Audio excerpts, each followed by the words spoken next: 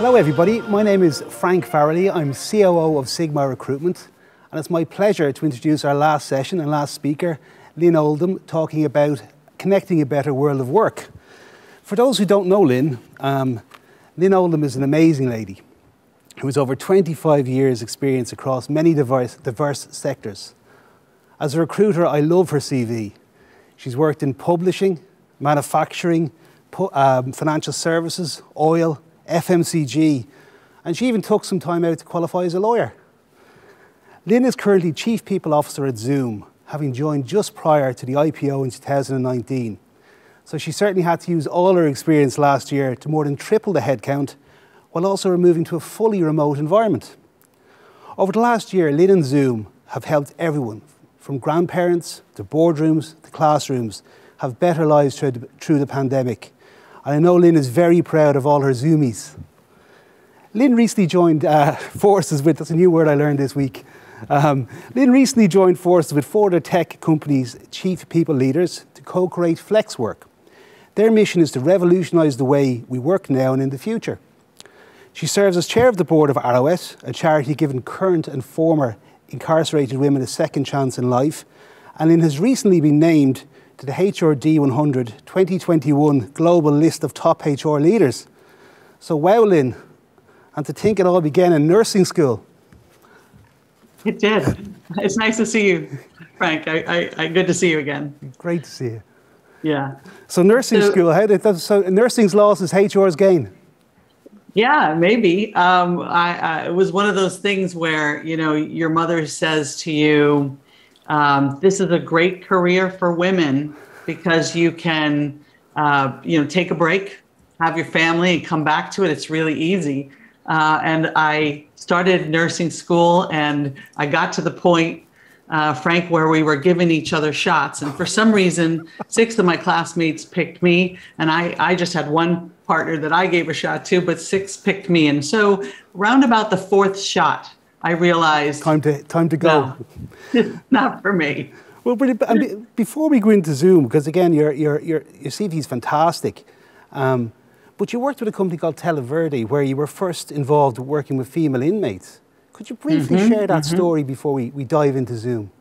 Oh yeah. I think it's just a fascinating story because, you know, just like you, I got all my knowledge about prison from movies and television shows, right? So the first time I walked down the yard to go visit with the women inside who were making phone calls on Televerde's behalf, I walked by a line of women in orange waiting for the medical. And I tightened up quite a bit. I was very nervous. And then I turned and went into our call center, and you sat in the middle of the call center, and if you closed your eyes, you could think you were anywhere else. I mean, these women were professional. They were good at what they did. They really cared about the company. And that's what I learned, is that there's an awful lot of good people who have just, had a wrong turn in life, right? And, don't know how to turn back around. And this opportunity to work for this company that I worked for that actually paid people. So I know we hear a lot about companies who go in and try to use this labor at like next to nothing. And we paid the federal minimum wage in the United States to these women. And some of them came out with nice bank accounts ready to start their lives. And you've continued that on into Zoom as well. I have. I not only remained as the chair to Arrowette, so I could do that good work, but I actually went and partnered with a company it's a charity called The Last Mile and the Next Chapters, Last Mile, Next Chapter. And through that, got 2 individuals who joined our engineering team. Brilliant. Who came out of a coding school inside of prison in California. So I'm very excited to keep going on that work. I'd like to multiply that program this year. We're working on it as we speak. Absolutely fantastic. And as I said, I love the variety in your CV, but pre-Zoom, you'd never worked in tech. So never. 2 quick questions. How was the move into tech? And then why Zoom? Okay, so maybe startling is a good word. I think, I've been in a lot of different Yeah. businesses, and I consider myself, my underlying degree is in business. I love learning about a business. I think that's what a good HR person does, is you get in, you learn how the business makes money, how they operate, and then that translates into how you pull the levers in the people side. So I got to move into tech, and it was startling from a pace perspective. I know I've never seen a company working at the pace. And then pour on the pandemic and, just I'll come to that in light one a second, fire. but why Yeah. Zoom of all companies? Why, Oh, what attracted you there? it's a bit of a long story, but I'll abbreviate. Honestly, when I got the call, Frank, Yeah. I was not interested in joining a company that we used another company, and it'll remain nameless at my last at Televerde. And we pass around the dongle to, if you want to present, oh, can you hear me? No, I can't hear you. There was a meeting tax. And when I heard video conferencing, I was like, But then I used Zoom, Yeah. and I was amazed at the frictionless nature of what we do. So I had my first call, and I went up to San Jose and met the CFO. And I think you and I were Yeah. talking about yesterday, is to get into tech was not so easy, because I think, unfortunately, not everybody's as open and minded as Frank. And I think there's a lot of folks in that matchmaker space, who headhunter space, who actually think, oh, she's retail, or he's banking, or right. So if I hadn't met the CFO directly, I'm not sure it You would would have got have that. been So that that easy. personal But connection got you in yeah, and you over. yeah. Yeah. No, we discussed the notion of a wild card as part of any shortlist deck of candidates. And I love that idea. That's what I love about you, Frank. Well, you can rob it. You can rob it.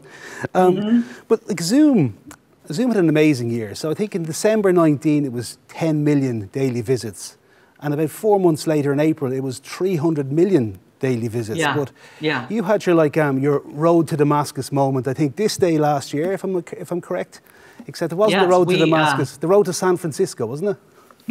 I was on my way to San Francisco around this next chapter stuff, and I was driving up the highway, and I got the call, and we talked about closing that day, and I had to make the U-turn on the highway to come back down and assist employees. And I pulled up to people walking out and rolling their chairs with their goods, because you've got so much right in front of you that you need to carry on, right? So they were loading up the cars and heading out. So it was, 1 year ago today.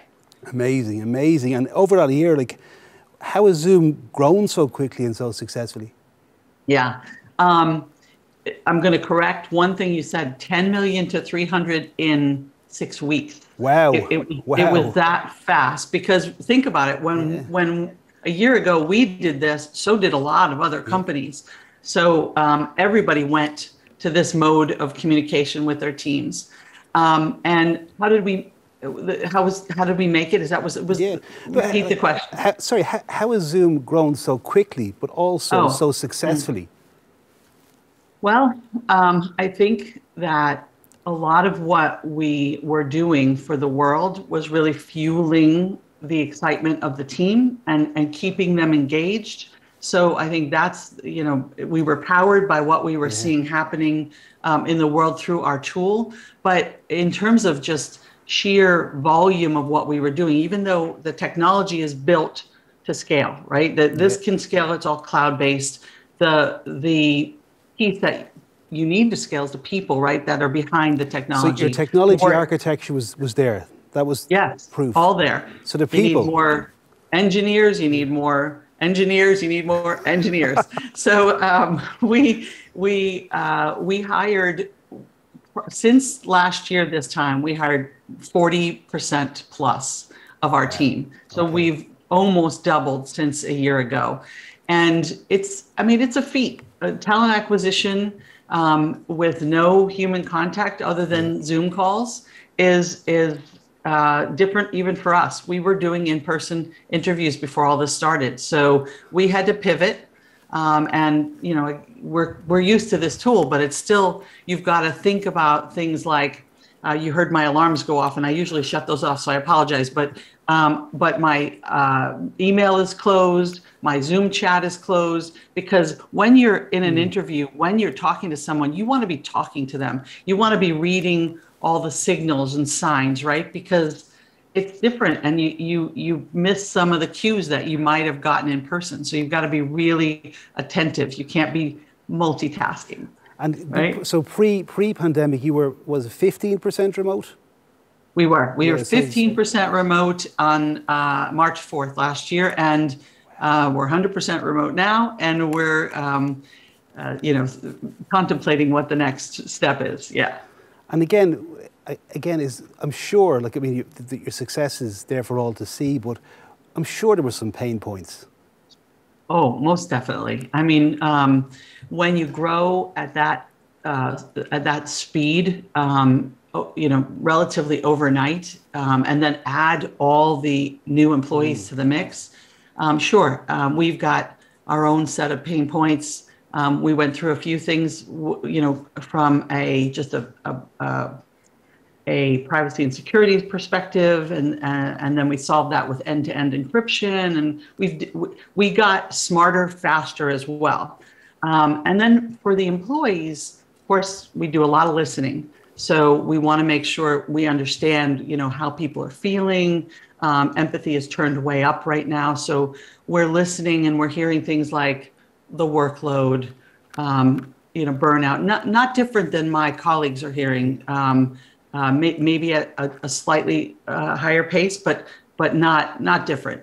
And so we're listening, and we're adapting, and we're giving thought to all of that as we think about how to move forward. So it's been, what keeps them going, Frank, is this idea that, you know, we have this chat that's called Cool and Inspiring Stories.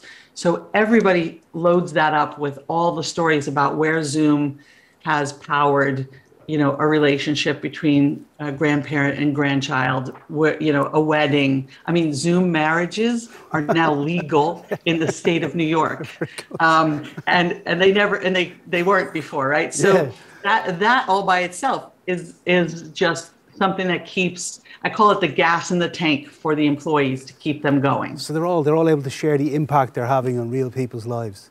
Exactly, again, exactly. If I could ask you, again, you've, you know, thousands of proud moments over the last 12 months. Have you a single one that stands out as your proudest moment for the last 12? I think my heart swelled when we knew that children weren't going to be able to go to school. And Eric Yuan, our CEO, you know, he just woke up one morning and said, we're going to offer Zoom for free to schools. Brilliant. And you know, even with the tax that comes with that, right? Because obviously the systems are all, more people are riding over the waves. But we did it, and it really did keep children learning. And we're you know, when I think about who makes the best Zoomie, it's someone who's continuously learning. So we put into practice what we talk about all the time, and what we look for our employees with the school system, knowing that we didn't want the kids to miss a beat for this pandemic. That's amazing. And again, it goes back to, I remember you telling me when you walked into the office and you saw 2 words on the wall, "We care." Yeah. And I think you were sort of saying, well, it's easy to put words on a wall, but it's harder to walk the walk. Well done. Exactly. I've worked in too many places, Frank, where the words on the wall were a crock. So you've got to really suss that out for sure as you enter a company. And this is the real deal, and it's been really a great time understanding that, you know, everybody's suffering, and I don't want to, you know, make light of how we've done, because we have done well as a company, but we feel good about what we've done too, right? Absolutely. And just on that, you know, you say you listen to your employees all the time. You do a lot of surveys, you take a lot of feedback. But can you share some of the little practical things you've done? Like, I think you started life off as a benefits administrator, I think, in manufacturing. So, again, some of that experience probably came back to help you in the last 12 months. It did. And I have a fantastic team who had great ideas too. I think something simple like we had a benefit for gym use. So if you went to the gym and you wanted to submit that, you had a monthly stipend that you could use for that. We took and repurposed that and turned it on its ear a bit, went to a new vendor who could help us really facilitate that. And we could use it for anything related to wellness, even if that meant meditation, if that meant yoga, if that meant meal delivery, if that meant grocery delivery, just anything to sort of help balance your life better during the pandemic. We didn't cross it off the list. So and it was just a repurpose. We didn't spend more money. We just decided that there were other things that we could do to help the families and people that work for Zoom. Because again, there's a great spectrum of needs across their whole, like all your employees, different circumstances, etc. So no, that's fantastic. I've got brand new folks who've never been in the workforce before who are sitting in an apartment in Amsterdam with 4 roommates. I've got parents with kids at home. I've got empty nesters. It spans the gamut. So for sure, one size does not fit all, and that's important to think through as we go through this. And it will be important to continue to think through as we think about what the other side looks like as well.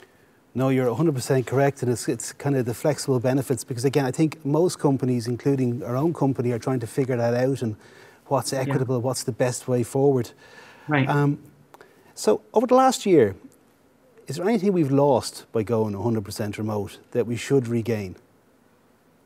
I do think that, human connection cannot be underestimated. I feel the most for our employees who are sitting in an apartment by themselves. I don't know what I'd do if I didn't live with my husband. I would be pretty isolated. I do think that we will have to rethink what that looks like when we go back to normal. But I do think that human connection cannot be underestimated, and collaboration, the ability to work together. I mean, we've found new and different ways to do that, but it's there's nothing better than a hug. So for sure, we need to get back there. Get the balance right. And again, I think it's been a common theme today, from the results of the Aon and Sigmar survey to all the different speakers, that to go back to the way we were would be to lose a competitive advantage. To go back to the way we were, we'd probably lose all our staff to competitors. So we have to embrace this change. So I do think so. I've been saying to my flex work pals, because I do that work with Palo Alto Networks, Box, Splunk, and Uber, and the 5 ladies who are also chief people officers, we talk about not wasting a good pandemic. And it's maybe it's crass, but at the end of the day, Patty McCord was just on earlier, said something similar. So it's kind of I get it. Yeah. I mean, there's nothing in my working lifetime that has had such an effect on work. Nothing, email included. So I think if we don't do something with this to change what was evolutionary, right? That it was happening, but it might have been, 5 to 10 years away. This sped up the process. And, like I said, now that I've lived in tech, I understand what speeding up the process can look like sometimes, and it's not a bad thing. Awesome. Well, to go from 10 million to 300 million in 6 weeks, if you could look back in time, I wonder what the business plan was back in December. I think we would have been a couple years getting there. Very good. Yeah, for sure. Yeah. And as we look to the future, I think when we spoke, you mentioned that at present, most companies don't have the real estate to bring back. And most companies have grown through the pandemic, don't have the real estate, the actual office seats, desks to bring people back to. And we're all talking about hybrid work. And it's like, it's hard to know what, if it's such a subjective term at the moment, or maybe, have we defined it yet correctly? I think that each is going to define it for themselves, right? But I do think that experimentation is going to be key, because I think that, you know, to say it's all this way or all that way or something in between might be premature. And that's why we've hesitated. I know Google and Facebook and others have made their proclamations. We're not there yet, because we want to think about, you know, maybe some A/B testing. I mean, we do that for our product. We don't just put a product out there. We test it. We test this way, that way. So why not test?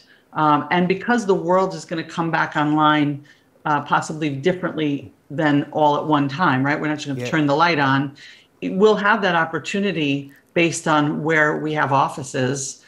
For example, Australia is pretty close to in great shape. So, you know, maybe we'll test something in Australia. So I think the idea is it will look different to different companies. And I think companies would be smart to think about testing different ways of doing things and see what works best for them. Not every culture is going to going to react the same way. No, that's a fair point. And if you had I know we don't have a magic, a crystal ball, but how do you envisage your own? Like, do you see it as a 50-50 split? Do you see it as 80-20 again, or who knows? Yeah, I don't know. So what's happened, Frank, and I'm sure this is going to resonate with the audience. I've had people move. I've had a lot of employees move, and because they had to ask permission, because the tax laws vary from state to state, country to country. So we know that we've had a lot of people move away. San Jose happens to be a really, Silicon Valley happens to be a really expensive area of our country, right? So people have moved to Texas, no state income tax, yay, right? So I'm not going to flip a switch and get them all back. Brilliant. And so I think that's going to have impact on how we do it. We don't have an office in Texas. Not everybody moved to Texas, but we don't have an office in Texas. We don't have an office in many states. So we don't have an office in every country. So we're going to have to sort of think that through as we, but what we're saying, quite frankly, is we can be the last company back. Very good. We don't even have to come back based on how we work this tool. And based on what I told you, our growth over the last year would not allow us to come back in the current real estate footprint we're in, right? So we've got to rethink our real estate as well. So there's a lot of moving parts that have to be thought through. And again, something that's always on recruitment and HR leaders' minds is the attrition.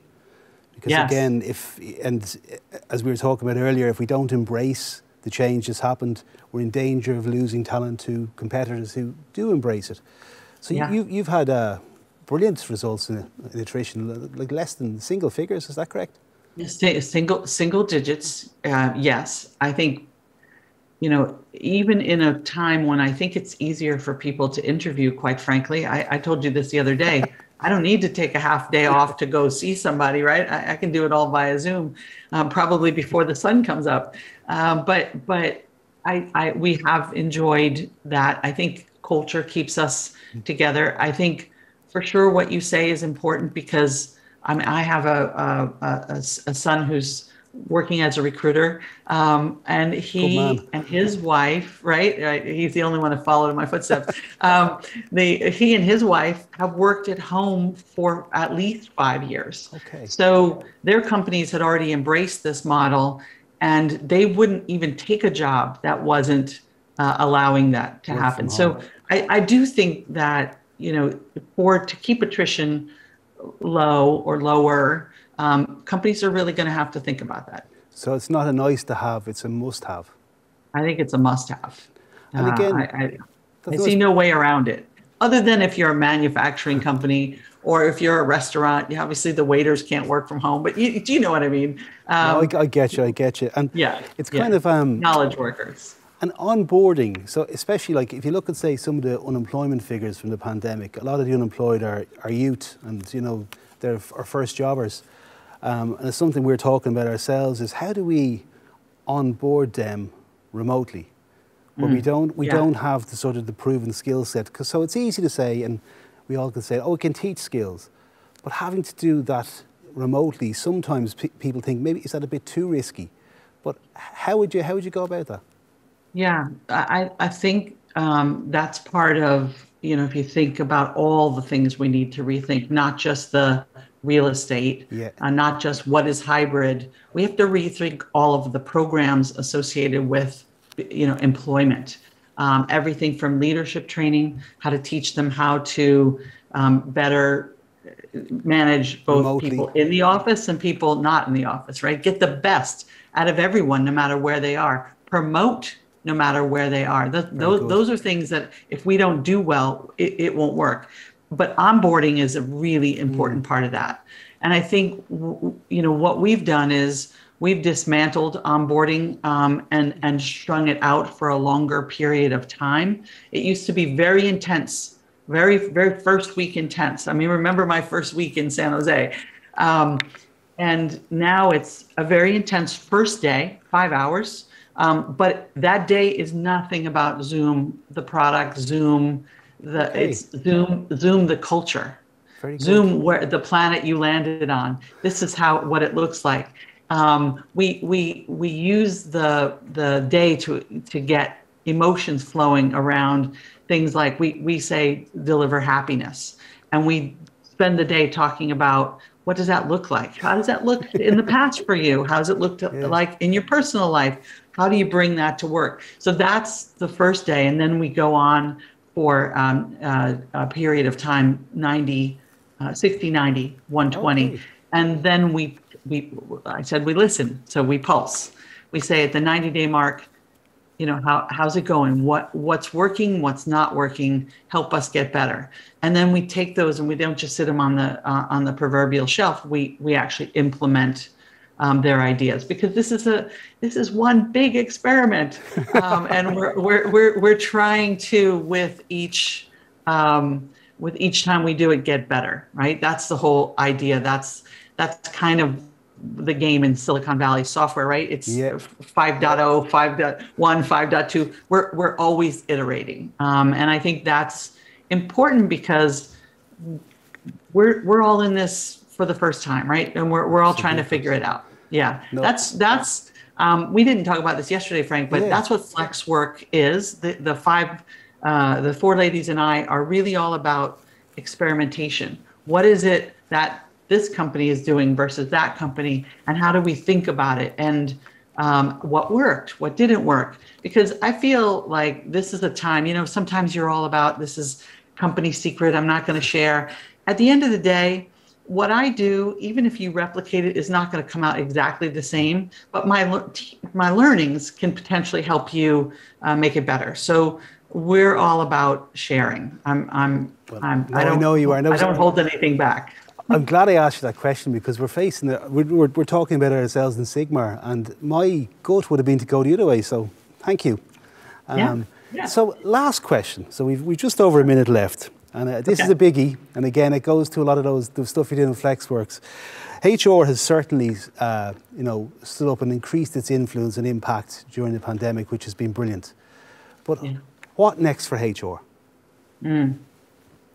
One of the things that I started out saying was how important it is to know the business that you landed in, so that you can do your best work, right? And I think if I think about what's coming, I think about where we are right now. And I feel like with every fiber of my being that we should have seen something like this coming, that there was no reason we couldn't have played out a scenario such as this in our head and helped our business ready for it. I think for HR, you have to be a strong business person, but you also have to be a strong, what I'll call futurist. Very good. And really start looking around corners and thinking about what's coming next, because there might be another something like this, there might be something else, but we need to help our businesses not only live in today, but prepare for tomorrow. I think that's what we can do better as a team of professionals. Lynn, on that note, I want to thank you very much, and that's a very strong end. Great to talk to you again.